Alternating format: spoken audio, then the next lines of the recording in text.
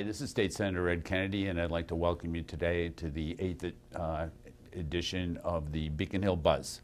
And with me today is Commissioner Montgomery from DCR. Commissioner Montgomery, thanks for coming. Thanks for having me. Yeah, thank you for being here. Thanks for having me. Before becoming the commissioner, you were from Illinois, and you were the mayor in Illinois at 27 years of age, I think. So, yes.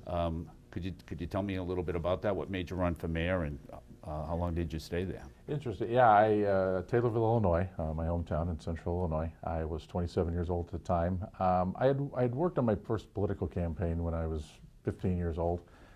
Actually learned to drive while driving to events with my father. One of his best friends ran for state representative, and it was all about the campaign. I worked, while I was in college, I had an opportunity to do an internship with my state senator, a young senator who was a very inspiring person. She had been a city councilor in her hometown, and was elected to the Senate very young, and she was someone who inspired a lot of us to look at public service, and a number of us that worked for her over the years did go into working in our communities or in public service. So that was an inspiration I had.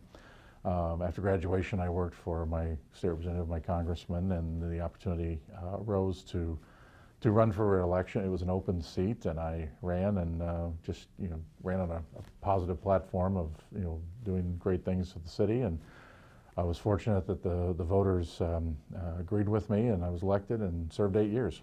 And it was a lot of fun, great opportunity.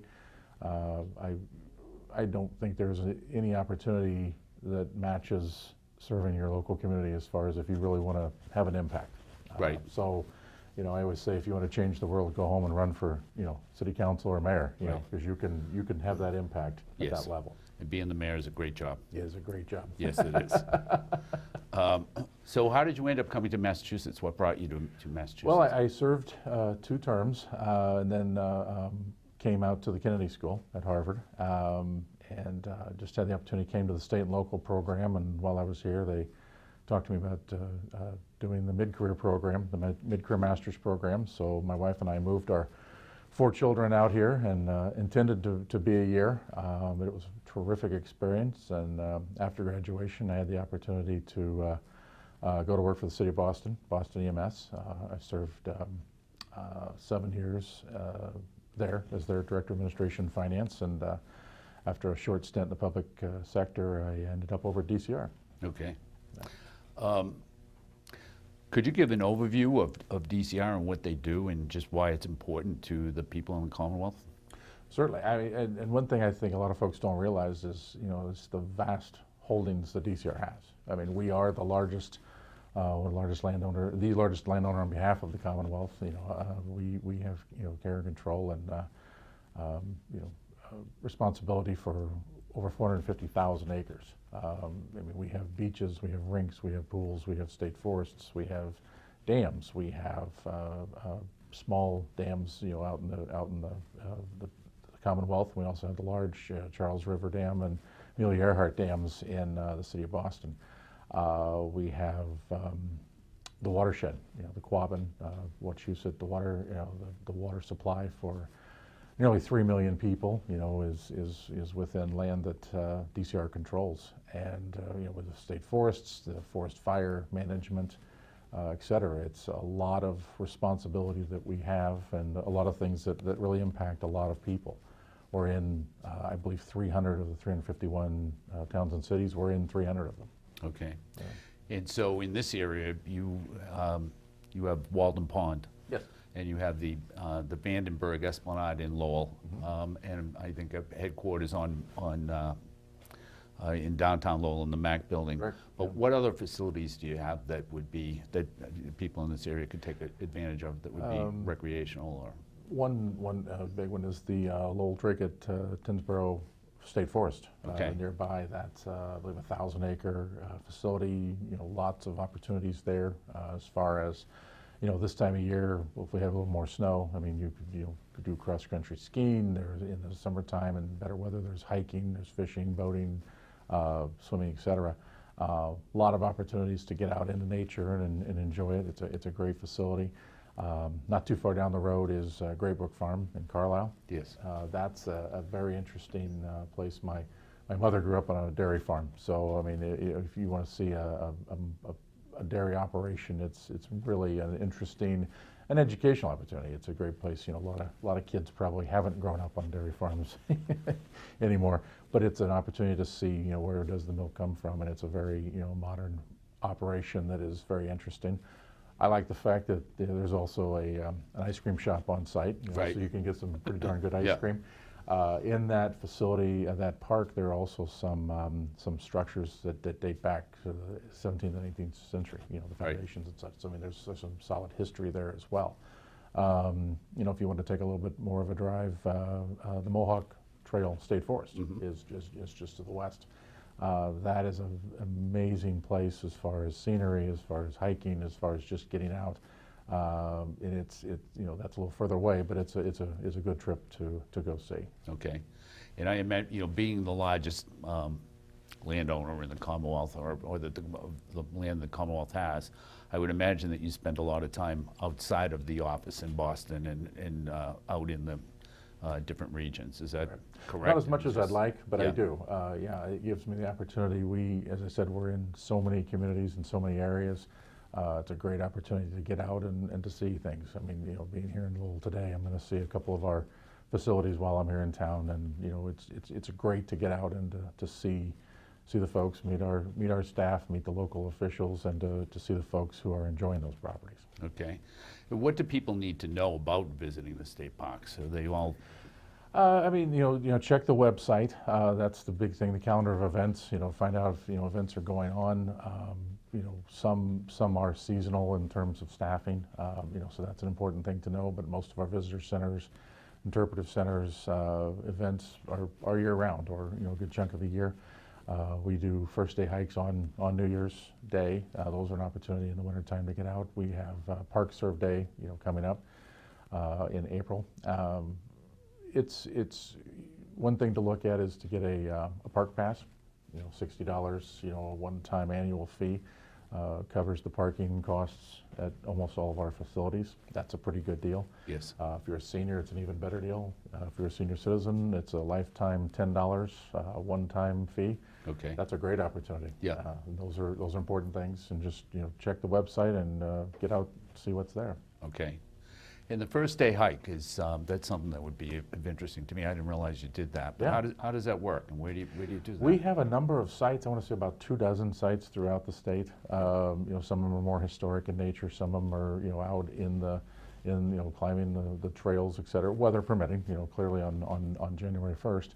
But most years we're able to get out, and you know, they're mindful of the weather and, you know, the conditions. But they get out and, you know, get some good fresh air on the first day of the year and Right. start it out right. Okay. So. And how long do they go for, or how far? They vary. You know, Yep. some of them are a shorter period of time. You know, some, you know, for hardy folks are a little more, you know, a Right. little longer. But And I suppose if you just wanted to do part of it, you could just turn around and go sure. back. Yeah, right? exactly. Yeah. Exactly. What about some of the winter recreation options that you have besides what you just mentioned? You know, as I mentioned, the cross country skiing is Yeah. available a lot of places. There are some, you know, places that do fishing even in the wintertime. Our rinks are open. You know, there's public skating at our rinks, and weather permitting, you know, go out and hike and, you know, and enjoy the outside. You know, Yeah, okay. in the weather. Okay. Considering. So in my district, we've got a rail trail, the National River Rail Trail, which goes through several communities in my district, including Groton and Dunstable and Pepperell. And DCR has charge of all of those rail trails across the Commonwealth. How many are there, or how many miles do they represent? And You know, as far as the specific number, you know, we have, you know, dozens of trails. Some we own, some we do not own, but we have the, you know, care and maintenance on. We have a lot of partnerships, you know, with local cities, with other state agencies, with non-for-profits. You know, we do a great program, the Mass Trails Grant Program. I believe the Lowell Connector Trail received a Right. grant. You know, that is something that, you know, it's good for planning money. It's good for, you know, those sort of things, to get these trails going, to connect the trails, look at those sort of things. We have a vast network throughout the state. As you and I have discussed, there are a lot of maintenance issues as we go on, Right. and there are some, funding opportunities for those as well. Right.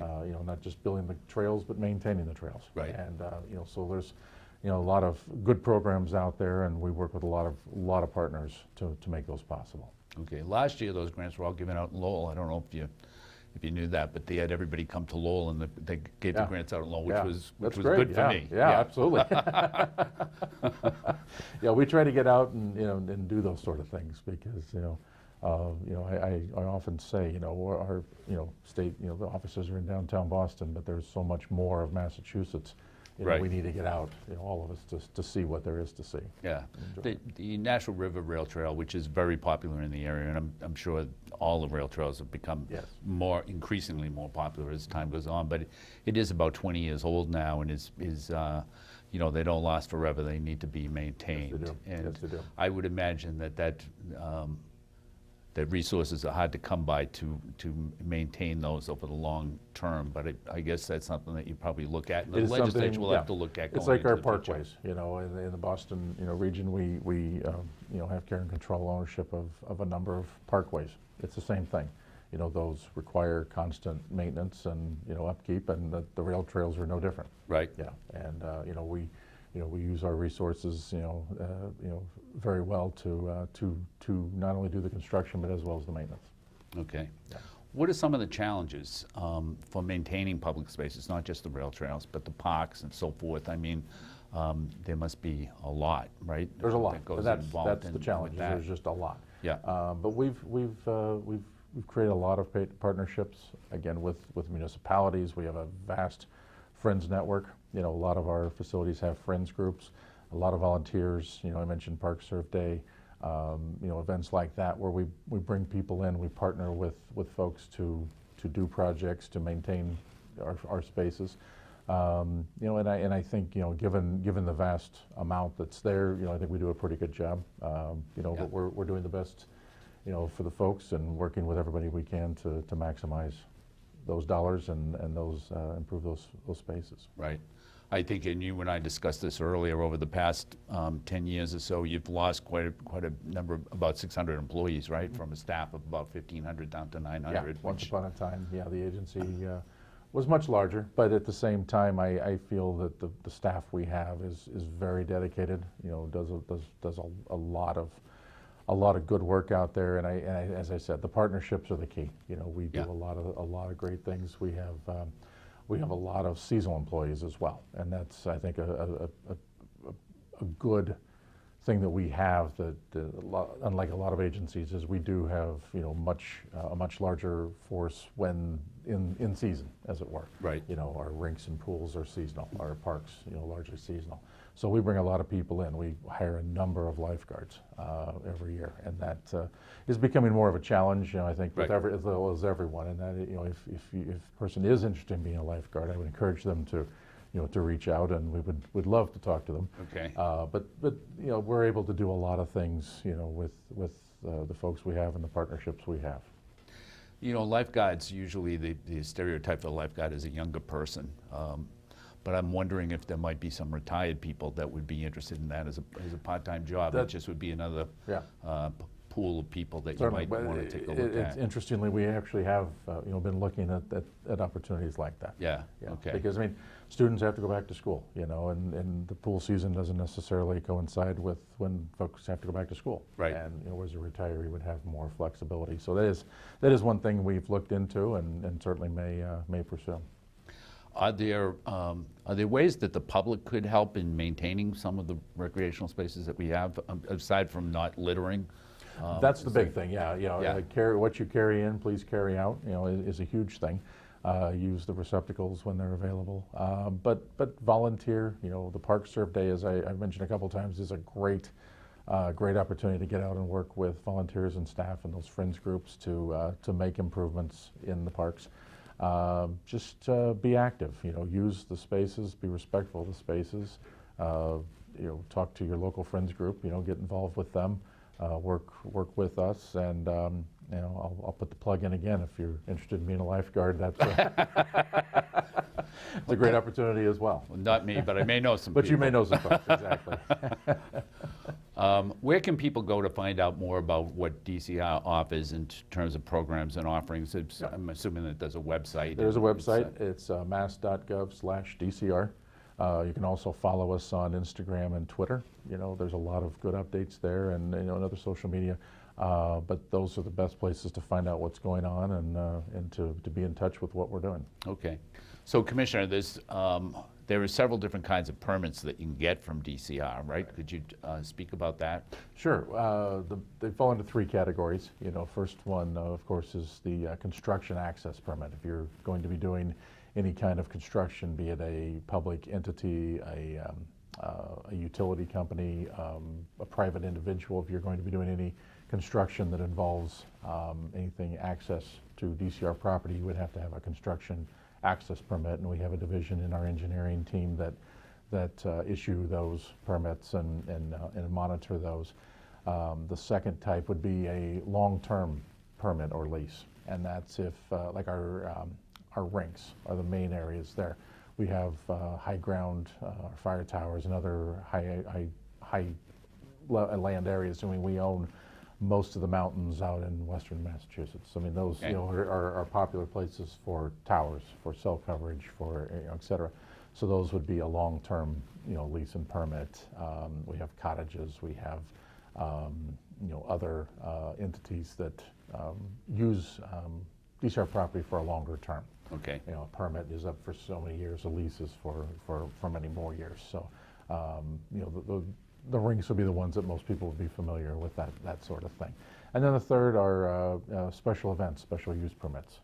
You want to have a large event in a DCR park. You want to have a small event you want to use a pavilion. You want to use ball fields, things like that. Those are special use permits. Those are smaller. So those are all run out of our external affairs division. And we issue a number of those every year, from youth leagues to adult leagues that use the DCR operated rinks or facilities.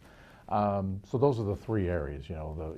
Most people aren't going to be involved in the construction access, but those are one type. The long-term leases, and the day-to-day are the special use. Okay. So those are the types that we have. Okay. And recently there was an inquiry with my office about maybe planning a wedding and using one of a DCR location for a wedding. That's something that you could do, right? Yeah. Contact the special events in external affairs. On our website, or the general number, and we have staff that deal with that sort of thing. They have the calendar. What is available, when it's available, et cetera. The prices for those, so those are a lot of those are available for those sort of things. Okay. Yeah. And then maybe the other thing that would be good to know would be that although you recently became the commissioner of DCR, you've been with DCR for a good many years. Nearly 4 years. Yeah. Yeah. Okay. Yeah.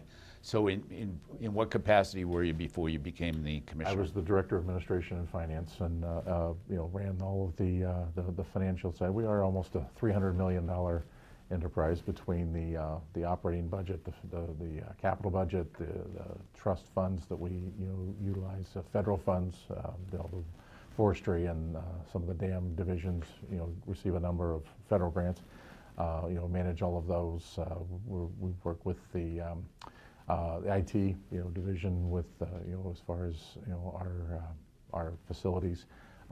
We're the coordinator with HR, with the executive office. The asset management program, which we're excited about. We're getting all of the assets within the agency into one database, and looking at the condition of those. That division falls under us, and it's some exciting things that are going on, but it's one level of the agency. Right. So you understand the finances, you understand the Right. agency, a lot of the agency, but even moving into as acting commissioner, there's a lot of the policy, the legal aspects, the facility aspects that it brings an interesting aspect to it all. Right. Yeah. Okay. Thank you. Yeah. All right. Well, listen. Thank you very much. I really appreciate you coming on. Appreciate the partnership. And I think it's been great. Thank you very much. Thank you. And once again, this is State Senator Ed Kennedy with the 8th edition of the Beacon Hill Buzz. We'll see you the next time. Thank you.